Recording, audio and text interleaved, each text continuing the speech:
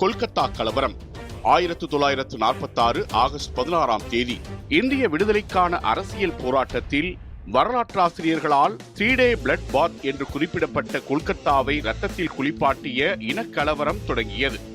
1940களின் நடுப்பகுதியில் இந்திய விடுதலை போராட்டம் உச்சநிலையை எட்டியது. அதே சமயத்தில் முஸ்லிம் லீக்கிற்கும் இந்திய தேசிய காங்கிரசுக்கும் இடையே கருத்து வேறுபாடு தீவிரமடைந்தது. முஸ்லிம்களுக்கு ஒரு தனி நாடு வேண்டும் என்று முஸ்லிம் லீக் வலியுறுத்தியது. இந்திய தேசிய காங்கிரஸ் மத அடிப்படையிலான பிரிவினையை எதிர்த்தது. 1946 மார்ச் மாதத்தில் பிரிட்டிஷ் அரசாங்கம் கேபினட் மிஷன் திட்டத்தை கொண்டு வந்தது. மாகாணங்களுக்கு சுயாட்சி வழங்குவது தொடர்பான இந்த திட்டத்தை காங்கிரஸ் நிராகரித்தது.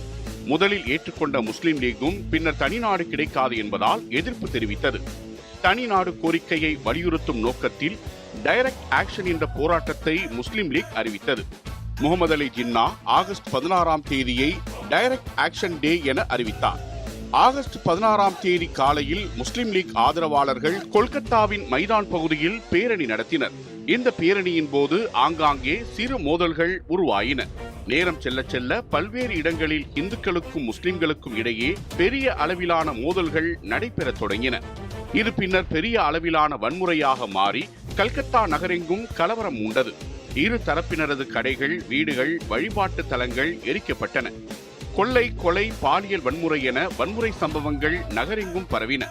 இரு தரப்பிலும் ஆயிரக்கணக்கானோர் கையில் கிடைத்த ஆயுதங்களுடன் கண்மூடித்தனமான தாக்குதல்களில் ஈடுபட்டனர். 72 மணி நேரத்தில் சுமார் 4000 பேர் கொல்லப்பட்டனர். 10,000க்கும் மேற்பட்டோர் காயமடைந்தனர். ஆயிரக்கணக்கானோர் வீடுகளையும் உடைமைகளையும் இழந்தனர். மத அடிப்படையிலான பிரிவினை தவிர்க்க முடியாதது என்ற நிலையை இது ஏற்படுத்தியது.